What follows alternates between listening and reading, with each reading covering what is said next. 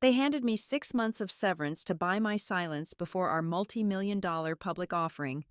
Julian smiled when I signed the non-disclosure agreement, thinking he had buried the data leak along with my career. But arrogance makes greedy men blind to expiration dates. Exactly 90 days later, at 5:01 in the afternoon, my automatic email bypassed their firewalls. Let the board enjoy their champagne. The federal investigators are already reading my attachments. Hello and welcome back to Boss Revenge Stories. We are truly grateful for your continued presence and support. Unfortunately, YouTube has completely disabled our monetization features, leaving our team with absolutely no budget to keep operations running. If you find today's story engaging and want to help us survive, please consider supporting us by joining our Patreon community, where you can listen to exclusive, real-life stories that are even better, significantly longer, and packed with intricate details we simply cannot publish on YouTube, all featuring multiple emotional voice actors bringing the drama to life. You can join us right now by scanning the QR code on your screen, or by clicking the Patreon link located in the description and the pinned comment of this video. Now, let us begin today's story and step into the world of our main character, Emily Price. I am 34 years old, and until the brutal corporate massacre that defined the last quarter of my life, I was the director of data privacy at Viridian Pulse. If you follow the fast-paced technology scene in Austin, Texas, you already know the name. We were the undisputed golden child of the health tech industry. Walking into our massive headquarters every morning felt like stepping into a highly orchestrated, deeply cynical utopian delusion. Our open-plan offices were illuminated 24 hours a day, bathed in aggressively bright neon lights that erased the concept of day and night. Everywhere you looked, there were gigantic, expensive banners plastered across the floor-to-ceiling glass walls. They screamed empty corporate buzzwords like, "The future of health is in your heartbeat," and "innovating wellness for a better tomorrow." It was all a meticulously crafted facade. Underneath the organic cold brew on tap, the ping-pong tables, and the endless catered lunches, the company was locked in a frenzied, manic sprint toward our initial public offering. Everyone, from the entry-level coders to the board members, was absolutely obsessed with the valuation. We were talking about hundreds of millions of dollars, and that specific amount of money has a terrifying way of completely rotting the moral compass of anyone it touches. My job was supposed to be the anchor of reality in this turbulent sea of unchecked greed.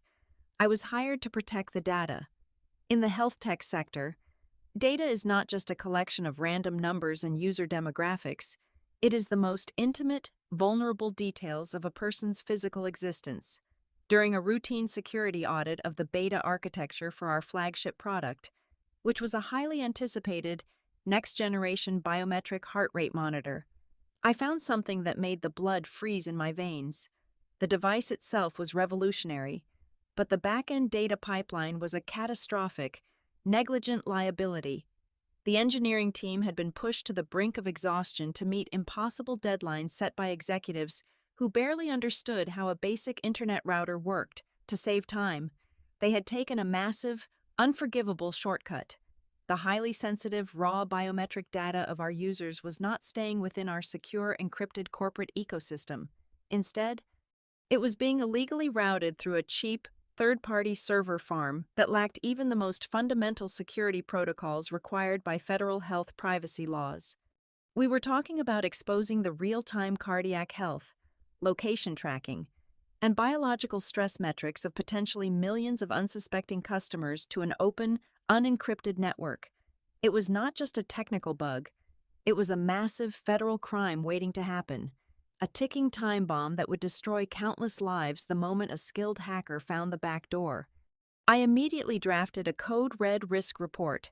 I painstakingly documented every single vulnerability, mapped the illicit data flow, and attached severe legal precedents regarding federal privacy violations. In the executive summary, I explicitly demanded that we delay the product launch by at least 6 weeks to completely rebuild and patch the routing architecture. I hit send on that email, fully expecting a crisis management meeting to be called within the hour. Instead, I received absolute, deafening silence. My report was completely and intentionally ignored. When I tried to bring the issue up in the weekly cross-departmental strategy meeting, the senior executives seamlessly talked over me. They treated my voice like background noise, immediately shifting the focus back to aggressive marketing budgets and the projected stock prices for the upcoming quarter. The primary architect of this willful, dangerous ignorance was Julian, our chief operating officer. Julian was the quintessential modern tech executive masquerading as a visionary leader. He wore limited edition designer sneakers with custom-tailored suits and spoke almost entirely in aggressive financial metaphors. To him, my code-red risk report was not a dire warning meant to save the company from a massive federal indictment. In his eyes, it was just an annoying speed bump on his personal highway to a massive equity payout. "Listen, Emily," Julian said to me during a brief, tense encounter in the hallway, his voice dripping with unbearable condescension. "You are letting your compliance paranoia block our cash flow. We are moving fast and breaking things. That is exactly how true innovation works in this valley. We will patch the back-end servers after the public offering clears and the money is in the bank. Right now, the only metric that matters is hitting the launch date." He did not just dismiss my warnings, he actively and aggressively went to war against them.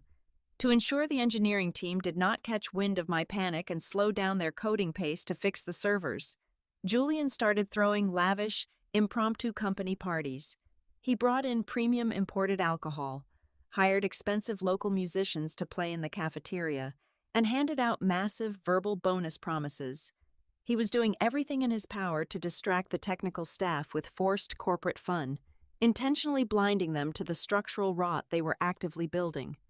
Then, the true silent retaliation against me began. It was not loud or explosive. It was a quiet, systematic, and deeply humiliating erasure of my entire presence within the company. The isolation was chillingly efficient. First, my shared corporate calendar mysteriously emptied out overnight. High-level strategy sessions I had attended every single week for 2 years were suddenly rescheduled without me. I would walk past the glass conference rooms and see Julian leading intense discussions on data architecture, while I was literally locked out in the hallway. Then, my internal emails started experiencing inexplicable, targeted delivery delays. Critical communications from the legal department would reach my inbox 48 hours after they were initially sent, making me look incompetent and unresponsive. The final, undeniable blow to my daily operations happened on a Tuesday morning. I arrived at my desk to find that my dedicated assistant, the only person helping me manage the massive, crushing workload of compliance documentation, had been abruptly transferred to the marketing department. I was given absolutely no notice and no transition plan. They were building a solid wall around me, brick by invisible brick. They were hoping I would take the hint, break under the psychological pressure, and quietly resign before I could ruin their billion-dollar payday. But they severely underestimated the kind of woman they were trying to bury. The physical confirmation of my complete exile arrived exactly 3 days after my assistant was relocated. I needed to manually verify a routine firewall update, an entirely standard procedure that required my physical presence in the main server hub located on the 4th floor.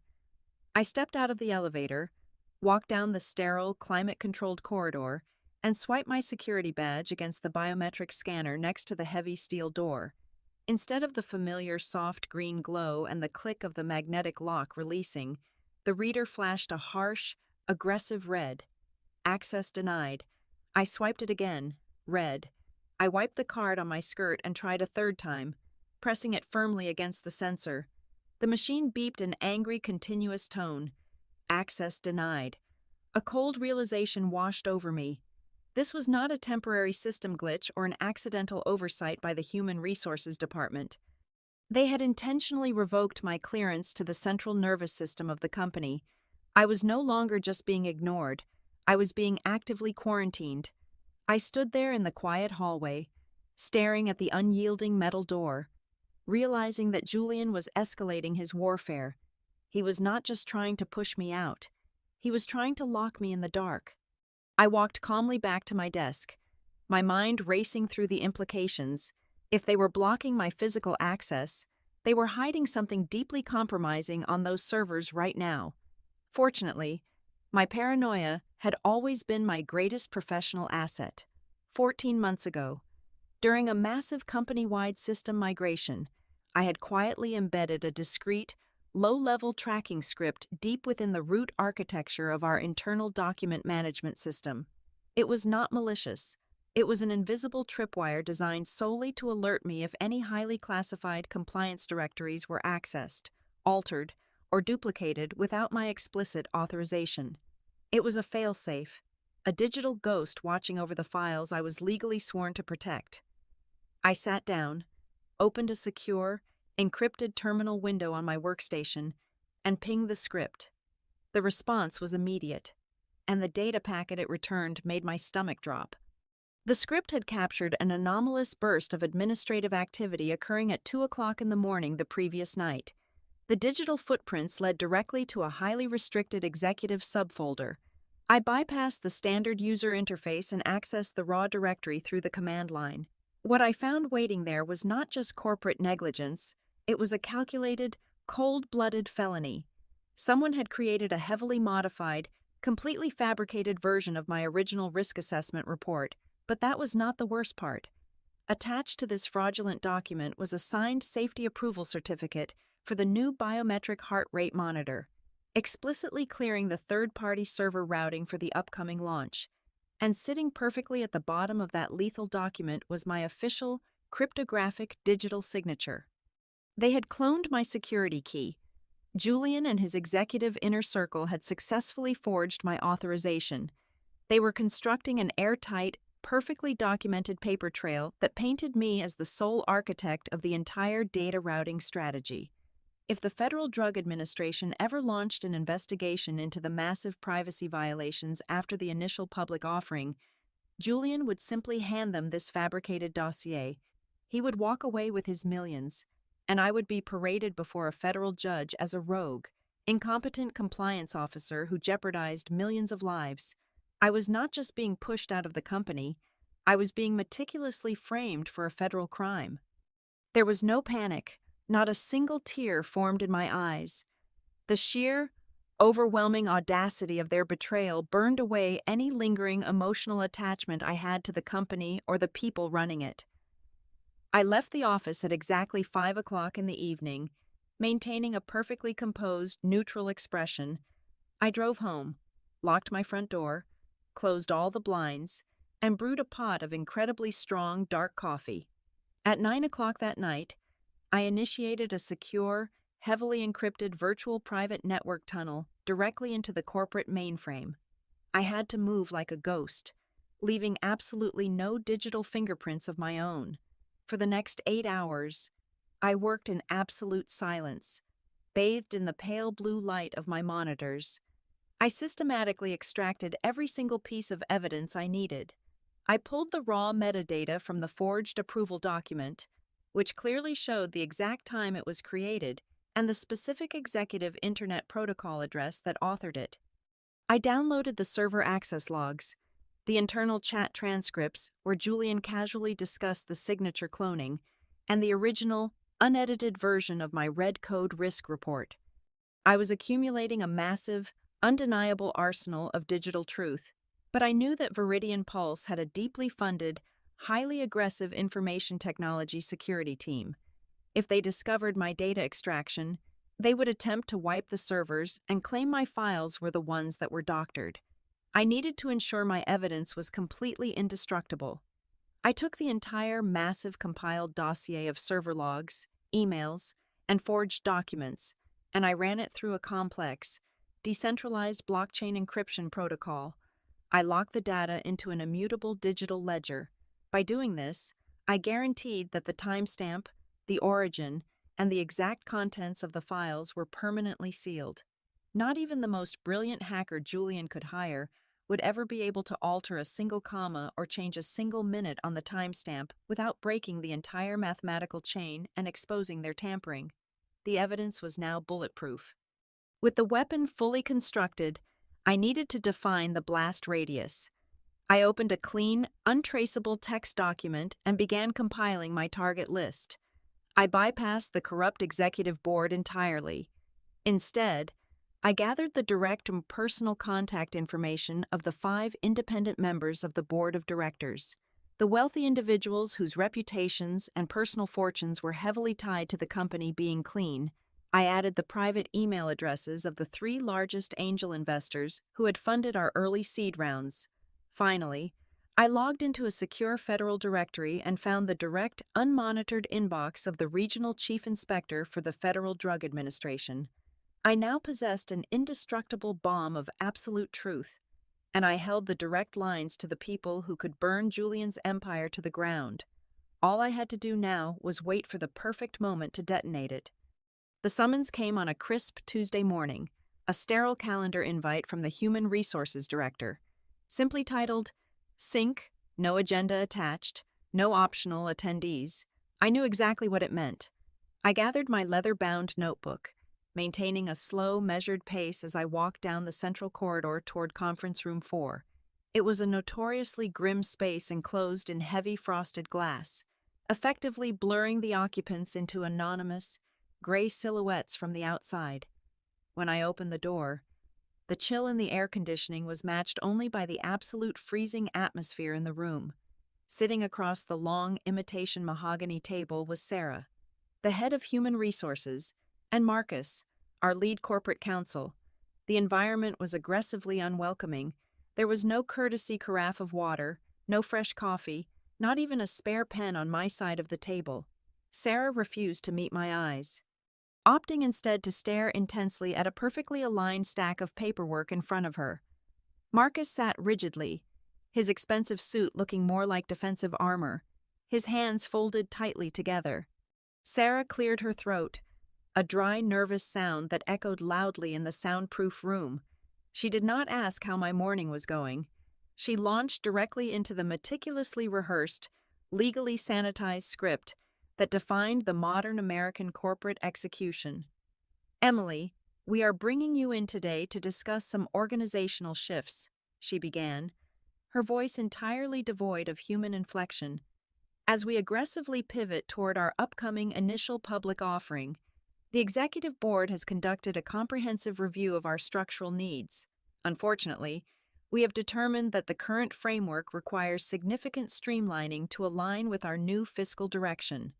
It was a masterpiece of empty corporate jargon, designed to insulate them from any potential litigation.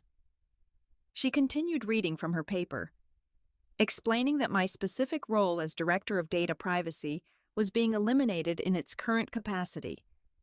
They were claiming to restructure my entire department into a broader compliance umbrella managed by external consultants. It was a thinly veiled lie, a pathetic attempt to justify cutting out the only person actively trying to stop them from committing a massive federal felony. I sat in complete silence, my hands resting calmly on my lap. I did not interrupt her monologue. I did not demand explanations or threaten them with lawsuits. I simply watched them perform this desperate, pathetic play, knowing exactly what indestructible digital ghost was sitting securely on my home network server. Marcus, the lawyer, finally spoke, sliding the thick stack of premium paper across the polished table toward me. "We value the time you have spent with us," he lied smoothly, his eyes locked onto my forehead rather than my face. "To ensure a smooth transition for you, the company is prepared to offer a highly generous severance package. We are authorizing 6 months of full base salary, plus an immediate lump sum payout of all accrued vacation time and unused sick leave." He paused deliberately, letting the financial weight hang in the air. It was a massive bribe disguised as a golden parachute. Then came the inevitable trap. "This financial package is, of course, entirely contingent upon your execution of a standard separation agreement and a comprehensive non-disclosure document." I pulled the heavy paperwork toward me and quickly scanned the dense legal text. The core requirement was blatantly obvious, buried under the legal formatting. In exchange for the 6 months of pay, I was legally forbidden from discussing any internal company matters, technical architecture, data structures, or executive decisions for exactly 3 months. 90 days of absolute, legally binding silence. It was a perfectly calculated timeline. That 90-day window would expire precisely 24 hours before their highly anticipated public stock launch. They were buying my silence just long enough to cash out their equity and leave the disaster for the public investors to handle. Just as I reached for the heavy silver pen resting on the table, the frosted glass door swung open. Julian walked in. He did not look like an executive arriving to deliver bad news. He looked like a victorious general stepping onto a newly conquered territory. He was wearing a sharply tailored navy suit, and a sickening, triumphant smile was plastered completely across his face. He took a dominant position standing directly behind Sarah. He wanted to watch me break. He wanted to witness the exact moment the woman who dared to challenge his authority was finally crushed into submission. "Emily," Julian said, infusing his voice with a thick, artificial layer of corporate sympathy. "I wanted to step in personally and thank you for your contributions. You have done some solid foundational work here, but as we transition into this next massive phase of growth, the company simply needs to move forward in a different direction. It is nothing personal, just the reality of the business." He waited eagerly for the reaction. He waited for the tears, the screaming, the desperate pleading, or the angry outbursts that usually accompanied these ambushes. I gave him absolutely nothing. I picked up the pen and smoothly, confidently signed my name on the final page of the non-disclosure agreement without a single moment of hesitation. I pushed the executed contract back across the table toward Marcus. Then, I slowly stood up, smoothing the wrinkles from my skirt. I finally locked eyes with Julian. I did not look at him with anger or resentment. I looked at him with an absolute, hollow, chilling pity. It was the exact kind of look you give a man who is standing confidently on train tracks, completely unaware of the speeding freight train barreling toward his back. The triumphant smirk on Julian's face instantly faltered. His facial muscles twitched involuntarily as his smile hardened into a stiff, uncertain grimace. He felt the profound coldness radiating from me, even if he could not comprehend the reason behind it. Marcus quickly broke the silence, offering to have the lobby security guard escort me to my desk to pack my things, which was standard protocol to prevent sabotage from disgruntled employees. I declined with a polite, firm shake of my head. I walked back to my office entirely alone, packed a single cardboard box with my coffee mug, my framed photos, and a few reference books. I carried the box out the front doors and stepped into the bright Texas sun, leaving the heavy, palpable sigh of relief from the executive floor far behind me. They thought they had successfully buried the truth. They had absolutely no idea they had just armed the warhead. For exactly 6 weeks following my termination, Viridian Pulse dominated every major financial news outlet in the entire country. The media completely swallowed the pristine narrative the executive board was aggressively feeding them. If you opened any respected business journal or tuned into any morning financial broadcast, you would see our bright company logo plastered everywhere, universally hailed as the definitive new technology unicorn of Texas. Financial analysts on television were boldly predicting that our initial public offering would not just be highly successful, but that the opening stock price would completely shatter regional records for the entire health tech sector. They were constantly projecting an absolutely astronomical valuation, tossing around heavy words like revolutionary and unprecedented on a daily basis. Inside the heavily guarded glass walls of the corporate headquarters, I knew exactly what the intoxicating atmosphere felt like. Even without being there physically, their corporate social media accounts painted a vivid, nauseatingly arrogant picture. Julian and his trusted inner circle of accomplices were practically bathing in premium imported champagne. They were constantly posting highly produced photos of extravagant, fully catered team lunches and late-night strategy sessions that looked significantly more like exclusive VIP club events than actual administrative work. They were absolutely convinced that their massive, glaring data vulnerability had been permanently buried beneath the concrete right along with my professional career. In their deeply arrogant minds, the singular threat to their wealth was entirely neutralized. They truly believed the complete silence from my end meant they had definitively won the war.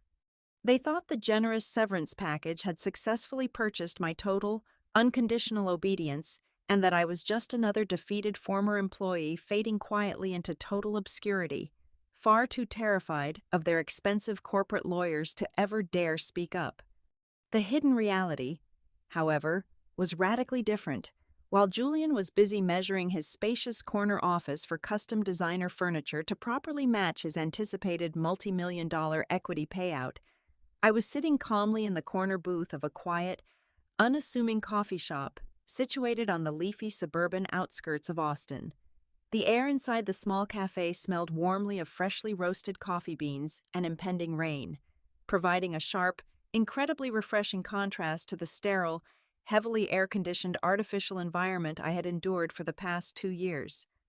I opened my personal laptop and seamlessly connected to my highly secured, heavily encrypted virtual private network. I was not rushing. My hands were perfectly steady over the keyboard. I began to carefully compose a single, devastatingly precise email. I kept the subject line incredibly short, entirely devoid of any dramatic or emotional language, but absolutely lethal in its direct implications. I attached the secure, heavily encrypted link leading directly to the decentralized blockchain evidence vault I had meticulously created on my final night of access. This vault contained the undeniable server access logs, the blatantly forged approval documents, the unauthorized executive chat transcripts, and the raw, unedited proof of their illegal data manipulation. Every single digital file was permanently timestamped and mathematically locked, patiently waiting to see the light of day. Then came the most crucial, carefully calculated part of the entire operation. I accessed the automated delivery scheduling function on my secure email server. I set the precise deployment parameters. I programmed the system to automatically blast this email directly to the external board members, the angel investors, and the unmonitored inbox of the federal inspector. I did not set it to send immediately. Instead, I deliberately calibrated the digital timer to launch at exactly 5:01 in the afternoon on the 90th day following my official termination. My legally binding non-disclosure agreement, the very legal document they thought was their ultimate, impenetrable shield, was explicitly set to expire at exactly 5 o'clock in the afternoon on that specific day. By scheduling the detonation for exactly 1 single minute past the hour, I ensured that I would be completely clear of any contractual breach. My silence was indeed bought and paid for. But the contract had a firm expiration date, and I was going to honor their legal terms down to the very last passing second. With the digital trap fully set and quietly counting down in the background, I softly closed my laptop. I spent the remaining weeks completely detached from the chaotic, money-obsessed corporate world. I took long, deliberate walks through the quiet state parks. I attended early morning yoga classes to maintain my physical rhythm. I completely cleansed my mind of the toxic, hyper-competitive environment I had barely survived. I maintained an absolute, terrifying radio silence. I did not update my professional resume on networking sites. I did not post any cryptic, bitter complaints or thinly veiled threats on social media. I completely vanished like a ghost, which I knew would only make them feel infinitely more secure in their false victory. On the sleepy afternoon of the 89th day, my cell phone vibrated quietly on my kitchen counter. It was a secure text message from a trusted former colleague who was still trapped deep inside the company infrastructure. The tone of the message was frantic and exhausted. "Hey, just thought you should know. The board just finalized the schedule. They are doing the massive final due diligence signing with the lead investors at exactly 5 o'clock tomorrow afternoon in the main glass boardroom. Everyone is going crazy." I read the words slowly on the glowing screen, letting the beautiful poetic irony of their scheduling choice wash over me. They had unknowingly scheduled their crowning moment of financial triumph at the exact, precise minute their legal protective shield evaporated into thin air. I locked my phone screen, set it gently face down on the wooden dining table, smiled a genuinely relaxed smile, and took a slow, deeply satisfying sip of my warm chamomile tea. The grandfather clock in my hallway was a rhythmic, wooden metronome marking the final moments of my legal imprisonment. It was exactly 4:59 in the afternoon, inside the colossal glass-enclosed apex of the Viridian Pulse headquarters. I knew exactly what the scene looked like. The massive, custom-built oak boardroom table was polished to a mirror finish, reflecting the panoramic views of the downtown Austin skyline. The lead institutional investors, men and women wearing tailored suits that cost more than most people made in a year, were gathered around with expensive fountain pens resting lightly in their manicured hands. They were practically salivating over the heavily bound, gold-embossed final investment contracts. The air in that room was thick with the intoxicating, electric scent of impending generational wealth. Junior executives were quietly moving along the perimeter, carefully popping the corks on imported vintage champagne, pouring the pale, bubbling liquid into crystal flutes. They were preparing to toast to a multi-billion-dollar valuation, ready to cement their status as the untouchable kings of the modern health technology sector. At 5 o'clock exactly, a heavy, invisible weight instantly vanished from my shoulders. The 90-day non-disclosure agreement, the meticulously crafted legal muzzle they had forced onto me, officially lost every single ounce of its binding authority. I was no longer a silenced, suppressed former employee trapped by corporate law. I was completely free. I sat perfectly still on my living room sofa, watching the digital clock on my laptop screen turn. Exactly 60 seconds passed in profound, undisturbed silence. Then, at precisely 5:01 in the afternoon, the automated script I had buried deep within my secure external server woke up. It executed its single, devastating command flawlessly. The server fired the heavy, encrypted data packets out into the digital ether. The targeted emails bypassed the standard corporate firewalls perfectly. They landed simultaneously in the private inboxes of every single independent board member, the lead venture capitalists currently sitting in that room, and while via a hidden blind carbon copy, the direct administrative terminal of the federal health inspector. The subject line was a brutally efficient executioner's blade.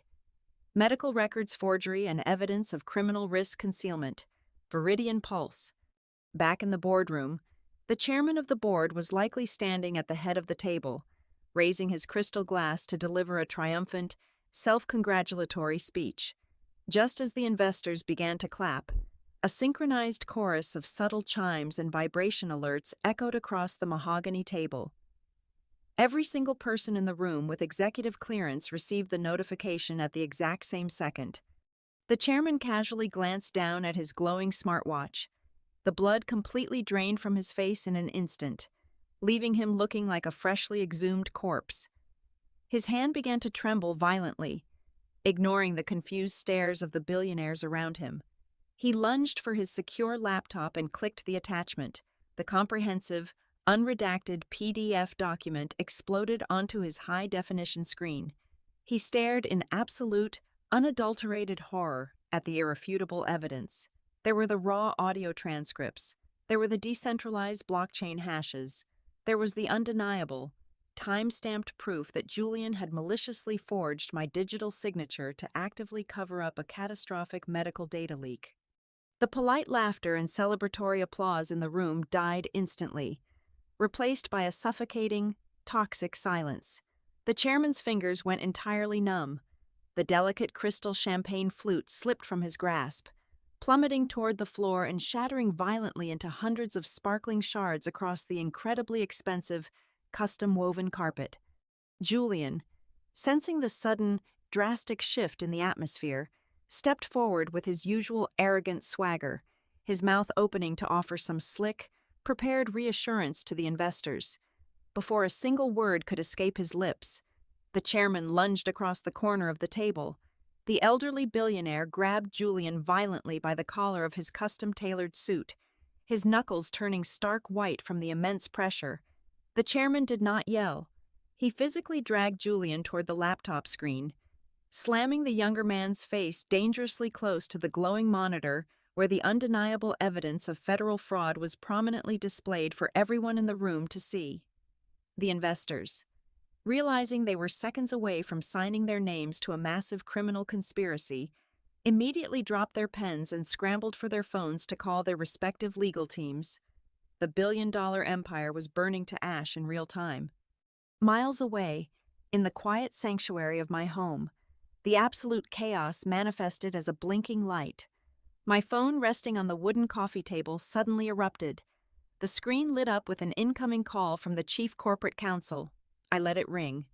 Then came a call from the director of human resources. I let it ring. Then, the screen flashed with Julian's personal number. The man who had mocked my warnings, isolated me, and tried to frame me for a federal crime was now desperately calling the woman he thought he had buried. I looked at the glowing screen for a long, satisfying moment, savoring his absolute panic. I did not answer.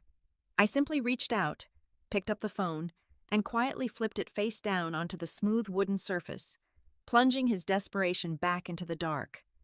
The absolute silence from my end lasted for exactly 3 days. I knew they needed time to truly understand the depth of the abyss they were staring into, to let the panic fully curdle into sheer terror. On the morning of the 3rd day, my personal cell phone rang. It was not a corporate number. It was an unlisted, secure private line. I answered the call and listened to the heavy, ragged breathing on the other end. It was the chairman of the board, the commanding, arrogant billionaire, who had previously dismissed my warnings as trivial complaints, now sounded like a broken, cornered animal. "Emily," the chairman stammered, his voice completely devoid of its usual booming authority. "The initial public offering is frozen. The lead investors have completely pulled their funding pending a full internal audit, and we just received official notice that federal agents are preparing massive subpoenas. We are looking at a complete collapse." I let him stew in the silence for a moment before delivering the final, fatal twist of the knife.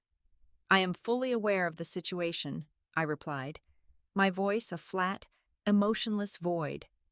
"But you have not seen the true scope of your problem yet. The link I sent to the board was merely a preliminary draft of the evidence. Before I left, I realized the engineering team was incredibly careless. To prevent an active breach, I completely extracted the raw, unfiltered biometric data of the millions of compromised users from your vulnerable third-party servers. I heavily encrypted it and locked it away in an independent, completely isolated offline server. You do not have the data anymore, and without my specific, algorithmic decryption key, your engineering team will never be able to restore the system architecture to present a viable fix to the federal inspectors. You have an empty, broken machine." A sharp, terrified gasp echoed through the phone speaker.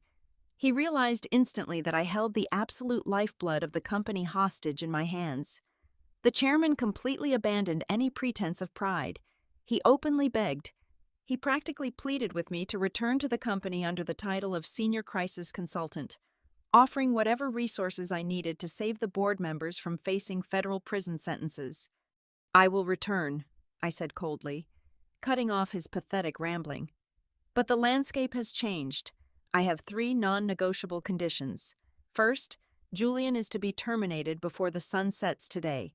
He will be escorted out of the building by armed security, and the board will legally strip him of every single share of his vested and unvested equity. He walks away with absolutely nothing." The chairman agreed instantly, his betrayal of Julian so fast it was almost comical.